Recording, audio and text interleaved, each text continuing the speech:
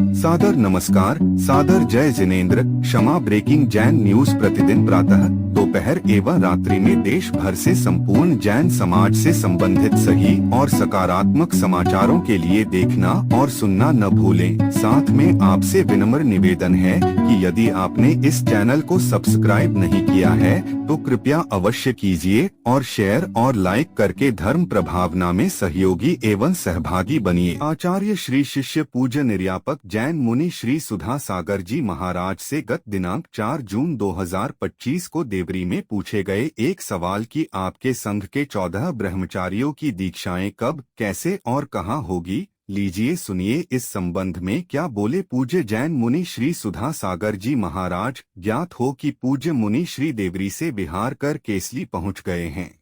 भगवान पार्श्वनाथ धाम काकोरी में स्थित साधु सेवा धाम आगम के पथ पर चलने वाले ऐसे दिगंबर जैन मुनिराज, आरिका माता जी व अन्य त्यागी व्रतियों के विश्राम एवं आहार की पूर्ण व्यवस्था कर रहा है, जो अत्यंत वृद्ध अवस्था में है या रोग ग्रस्त है। आप भी इस पुण्य कार्य में सहभागी बने और पुण्य के भागीदार बने। एक दिन के चौके की राशि मात्र 2100 रूपए। 10 साल की पात्रता, जिसमें आपके नाम से साल में 2 बार चौका लगेगा, जिसकी राशि मात्र 11,000 रूपए है। आजीवन साल में 2 बार आपके नाम से चौका लगेगा तथा आपका नाम शिलापट पर लिखा जाएगा। राशि मात्र 25,000 रूपए है। 1 माह की पूजन राशि मात्र 3100 रूपए। दान जमा करने हेतु खाता विवरण भगवान Parshvanath Dham trust, bank of Baroda, Chowk branch, Lucknow. खाता संख्या 06450100295154। IFSC code BARBO LUCKNO। संपर्क सूत्र 9452017984 7007783995।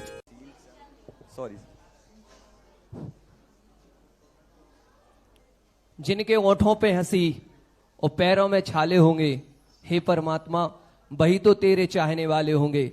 ऐसे ओठों पे हंसी और पैरों में छाले वाले जगत पूज्य निर्यापक श्रवण मुनिपुंग श्री सुधासागर के चरणान्वित में कोटि कोटि राहतगढ़ एवं समस्त भारतवर्ष की जैन समाज का नमोस्तु। छुल्लक जी को इच्छामी, माता जी को वंदामी, भैया जी को वंदना। भगवान विगत 3.5 से 4 माह पूर्व हमारे नगर राहतगढ़ के गौरव सुयश भैया, जो संयम रूपी शेर का रथ लेके आपके श्री चरणों में समर्पित हुए हैं। जिज्ञासा सब राहतगढ़ वासियों की ही नहीं वरन समस्त जिन धर्म अनुरागियों की ये है कि ये जो छोटे छोटे संयम रूपी 14 शेर आपके श्री चरणों की सानिध्य पाकर आपके संग में समाहित हुए हैं, वो कब इन जिन शासन के शेर के द्वारा दीक्षित होकर भगवान जिनेंद्र देव अंतिम शासक जो शेर चिन्ह से सुशोभित है, भगवान महावीर के मार्ग को अपना जीवन समर्पित करके आगे बढ़ेंगे। कोटि कोटि नमन। साथ ही भगवान शीघ्र अति शीघ्र राहतगढ़ का हर छोटा वृद्ध बालक आपकी आगवानी में अपने पलक पावड़े बिछाए हुए हैं। कोटि कोटि नमोस्तु। जिज्ञासा का समाधान करें भगवान। साधु की कोई भी क्रिया नियत नहीं होना चाहिए। कब होगी ये तो सोचना ही नहीं। हम लोग, हमारी जब दीक्षा हुई तो हमें 1 दिन पहले पता चला था, और जब मुनि दीक्षा हुई तो किसी को कुछ मालूम नहीं था। सारी पब्लिक 10 लाख क्षण पर्व करके शिखर जी की वंदना करने चली गई, क्योंकि पूनम को सब चले जाते।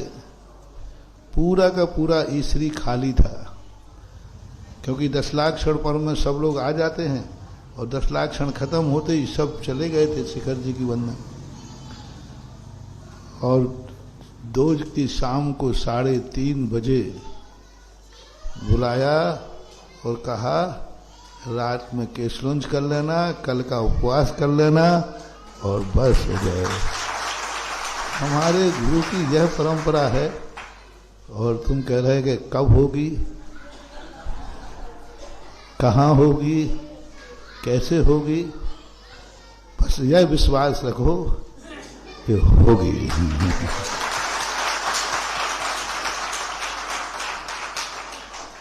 जिज्ञासा करें, सील चंदन अनौरा वाले और तैयार रहें। विद्या समय सिंधु बालिका मंडल देवरी। हमको एक मिनट, गुरुवार राहतगढ़ वाले बाल को देखो, अनियत देखो। सुयश बाबू तुम्हारे यहां से पहले से घोषणा करके आते तो क्या आ पाते?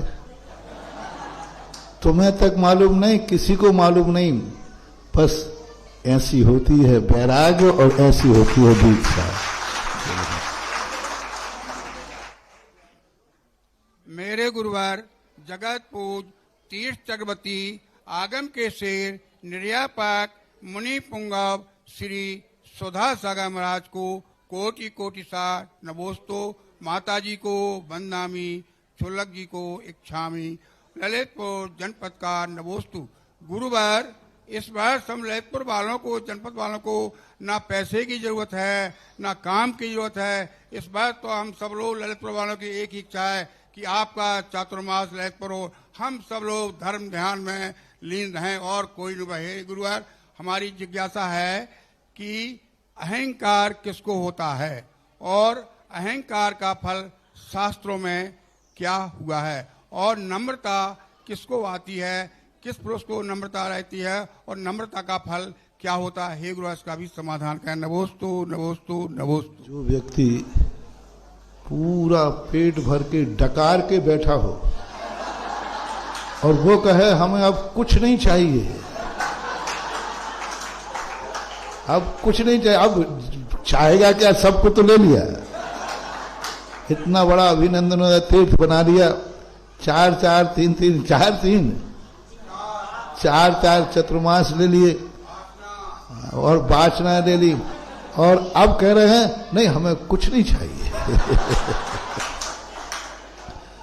उनसे पूछो जिनको अभी एक दिन भी नहीं मिला है, उनसे पूछो उनको क्या क्या चाहिए। अभी देखो, मैं वहां से कटनी के बाद से बिहार कर रहा हूं, एक एक दिन के लिए तरस रहे हैं। कटनी से बहोरी बंद से गोसलपुर के बाद जो गांव में घुसे, यहाँ की तो हालत बहुत बड़ी, मझोली, फिर आगे कहाँ गए थे, बचैया, तारादेवी, महाराजपुर, वीनाबारा, और अब देवरी के तो हाल बैठे ही हैं। देखो इनको एक एक घंटा अनमोल है, एक दिन मिल रहा है तो भी ये अनमोल है। तो ये स्थितियां बनती हैं। अहंकार की जो स्थिति बनती है वह व्यक्ति का नियम से उसी समय से विनाश चालू हो जाता है। अहंकार पॉइंट होता है शुरू ईगो पॉइंट से। व्यक्ति सत्य की तो आड़ लेता है कि हम सत्य चाहते हैं, हम सत्य के समर्थन हैं, वो तो एक आड़ है, वो तो एक, लेकिन होता एक अहंकार है, अहम है। तो इस प्रकार की अहंकार की जब स्थिति व्यक्ति की बनती है तो नियम से उसका पतन हो जाता है, और फिर ऐसा पतन होता है कि वो उठने लायक भी नहीं रहता और कोई उसे उठाता भी नहीं। इसलिए अहंकार तो हमेशा दुखदाई ही रहा है, और अहंकार मात्र ईगो पॉइंट पे आता है। व्यक्ति जब ईगो पॉइंट बना लेता है, प्रेस्टेज पॉइंट, बस उसी से अहंकार की उत्पत्ति होती है, और फिर वो अहंकार कितनी सीमा तक जाता है ये तो उसकी पतन के ऊपर, जितना ऊंचाई जाएगी उतना ही वह गहरा गिरता है। अहंकार सम्यक दर्शन को भी नष्ट कर देता है। 4 कषायों में पूज्यवर समंतभद्र महाराज ने 3 कषायों को सम्यक दर्शन को मलिन करने में नहीं लिया।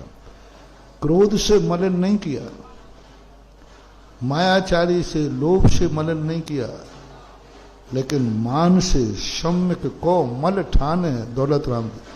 और रत्नकार साहब का आचार्य में भी कहा कि सम्यक दर्शन को 8 मदों से रहित होना चाहिए। क्रोध से रहित क्यों नहीं कहा, मायाचारी से रहित क्यों नहीं कहा, लोभ से रहित क्यों नहीं कहा, उन्होंने 8 मदों से रहित कहा। सम्यक दर्शन की जो परिभाषा बनाई उसमें कहा सिद्धानाम परमार्थानाम माप्तागम तप त्रिमूढ़ा पूर्णमष्टांगम सम्यक दर्शन मस्मय अस्मयम यानी मदों से रहित होना। इसमय यानी मद, मदों से रहित होना चाहिए। बहुत बड़ा ये कहना चाहिए दार्शनिक पॉइंट है विचारने के लिए। 4 कसायों में अकेले मद से रहित क्यों कहा? क्रोध मान माया लोभ से रहित कह सकते थे, लेकिन मद से रहित कहा। 8 मदों से रहित सम्यक दर्शन होना चाहिए।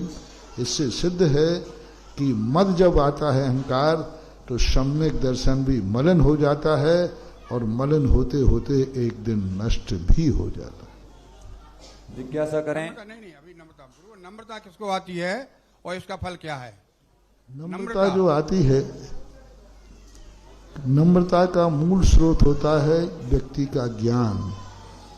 जैसे जैसे सही मायने में व्यक्ति स्वाभिमानी हो जाता है, जितना व्यक्ति स्वाभिमानी होता जाएगा उसका अहंकार कम होता है। लोग कहते हैं कि मेरा भी स्वाभिमान है, मैं क्यों झुकूं? नहीं, ये स्वाभिमान नहीं, ये अहंकार ही है। हमेशा नम्र व्यक्ति, स्वाभिमानी व्यक्ति नम्र होता है। इतना नम्र हो जाता है कि वह जब किसी भी चीज के सामने आता है तो ईगो पॉइंट नहीं बनाता। वह गुणों के सामने गुणवान को देखते ही वह अपने आप में नम्रीभूत हो जाता है। नम्रता एक प्रकार कहना चाहिए सम्यक दर्शन का गुण है। विनयम मूलाचार के अंदर एक पूज्यवर बटकेर आचार्य महाराज ने एक गाथा में कहा विनयम मोक्ष द्वारम, विनय को मोक्ष का द्वार कहा। बहुत बड़ी बात है। नम्रता जो है मोक्ष का द्वार है, ऐसा मानना चाहिए। Kshama breaking Jain news YouTube channel पर विज्ञापन देकर धर्म प्रभावना में बने सहभागी। विज्ञापन देने हेतु संपर्क कीजिए मोबाइल नंबर 9026900740 एवं समाचार एवं वीडियो भेजने हेतु WhatsApp number 9335236222। Kshama breaking Jain news YouTube channel देखने के लिए आपको बहुत बहुत धन्यवाद। सादर प्रणाम, सादर जय जिनेंद्र।